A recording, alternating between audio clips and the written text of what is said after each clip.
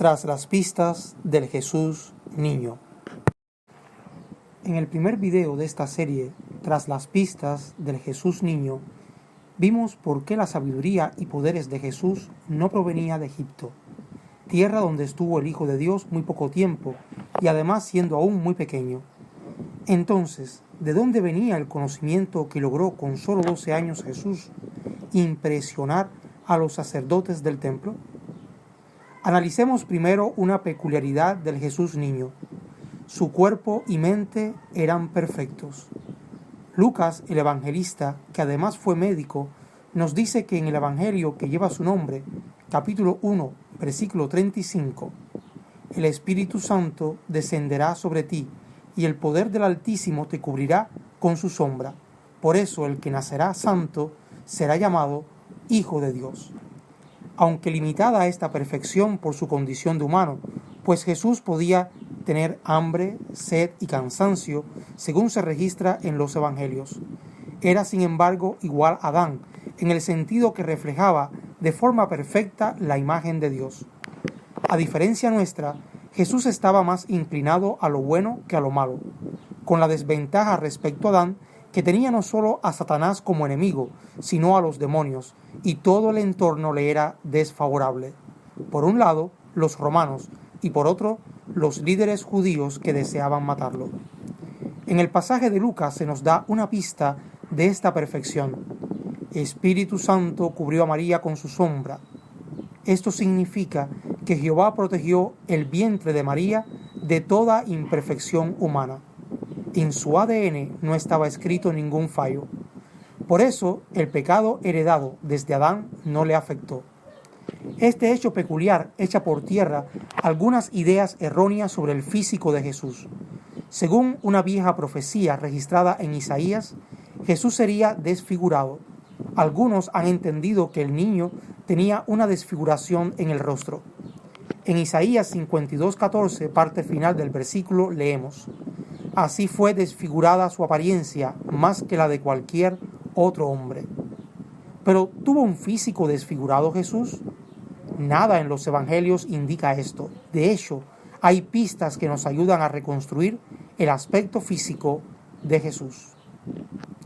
Primero, si Jesús hubiera sido de un aspecto diferente, no hubiera tenido necesidad Judas, cuando traiciona a Jesús, de identificarlo frente a un grupo de gente armada.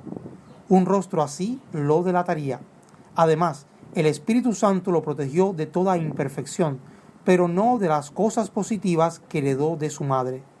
María era judía, por lo que su apariencia física tuvo influencia en el aspecto de Jesús.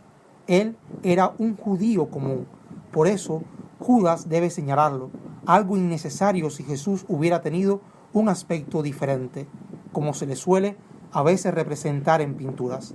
Entonces, ¿era falsa la profecía de Isaías? ¿No se cumplió en Jesús lo predicho por el profeta? La parte final del texto nos da otra pista. Así fue desfigurada su apariencia más que la de cualquier otro hombre. Por lo tanto, o fue Jesús el ser humano más desfigurado y grotesco en apariencia, o como muchas profecías bíblicas, este pasaje tiene un cumplimiento simbólico. Recuerden que Jesús era la imagen del Dios vivo, pero para mucha gente debía morir como un delincuente. ¿Por qué tanto odio? Los líderes religiosos se encargaron de desfigurar su apariencia ante el pueblo, de hijo de Dios a villano. Esto explica la profecía de Isaías. Del niño Jesús y su físico, nada tiene que ver con el Jesús afeminado de algunos filmes y obras de arte. El niño tuvo que haber adquirido una constitución robusta por el tipo de trabajo que realizaba, la carpintería. Este abarcaba muchos oficios del artesano de hoy. Sin las herramientas actuales, el trabajo de un carpintero era fuerte. Además, los evangelios nos dan otra pista. Cuando volcó las mesas de los cambistas y expulsó a los mercaderes del templo, debió ser una persona fuerte que junto a su autoridad imponía respeto. La Biblia también nos revela más datos sobre su físico. Jesús usó barba bien arreglada. La ley en Levítico 19:27 es clara.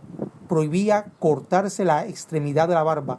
Tampoco debió usar pelo largo, pues según 1 Corintios 11:14, el pelo largo en el hombre era una deshonra. Solo llevaban pelo largo los que hacían el voto de Nazareo, como era el caso de Juan el Bautista. Quizás la equivocación venga del lugar de origen de Jesús, Nazaret. Las palabras nazareno y nazareo se parecen. Una imagen que ha aparecido recientemente en la televisión es el de Jesús de raza negra. La única razón para objetar esta idea es puramente histórica. Pero, ¿de dónde surge esta imagen? La respuesta se halla en una mala interpretación del libro profético de Apocalipsis, capítulo 1, versículos 14 y 15. Aquí se compara el pelo de Jesús con la lana blanca y la nieve, y sus pies con el bronce bruñido. Pero Apocalipsis o Revelación es un libro lleno de imágenes simbólicas, y no se está hablando de la textura de su pelo, sino de la sabiduría por el largo tiempo que ha vivido. Recordemos que Jesús, antes de ser humano, tuvo una vida en los cielos junto al Padre. El bronce bruñido destaca la belleza de los pies de Jesús al andar por la tierra enseñando las buenas noticias de parte de Dios. Una pista la encontramos en la decoración del templo de Jehová. Los interiores del templo fueron decorados con oro, pues es un metal que representa lo divino, mientras que el exterior, o sea, el patio o atrio del templo, se usó cobre, que representa lo terrestre. Jesús, de origen divino como el oro, también fue hombre como el cobre fino. Pero aún queda pendiente una pregunta: ¿y su sabiduría de dónde provenía? Teniendo una mente perfecta, todo lo que leía de la Sagrada Escritura lo retenía. Además, tenía dominio de la palabra de Dios. Un ejemplo lo vemos al principio de su ministerio. Se dirige a la sinagoga según Lucas 4:16 al 20 y se le da el rollo del profeta Isaías. Dice la narración: y encontró el lugar donde estaba escrito: el Espíritu de Jehová está sobre mí. Lo interesante es que este dominio de un rollo tan grande no era arte que dominara todo judío, solo unos pocos. El rollo de Isaías, encontrado en Qumrán, en unas cuevas de la región del Mar Muerto, medía originalmente unos 7,5 metros, 25 pies de largo. Tenía 17 láminas de piel de animal, trabajada cuidadosamente. El rollo estaba compuesto en 50 columnas de 30 líneas cada una. Todo un reto para el lector. Por eso quizás la Biblia recoge el detalle y halló el lugar donde estaba escrito. Otro segundo dato sobre la fuente de la sabiduría de Jesús la encontramos en una costumbre que le inculcó José y María. Como buenos judíos, asistían regularmente todos los sábados a la sinagoga.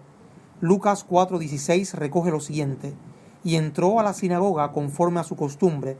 Por lo tanto, podemos hacernos la imagen del Jesús niño junto a sus medios hermanos, asistiendo los sábados a la sinagoga del pueblo.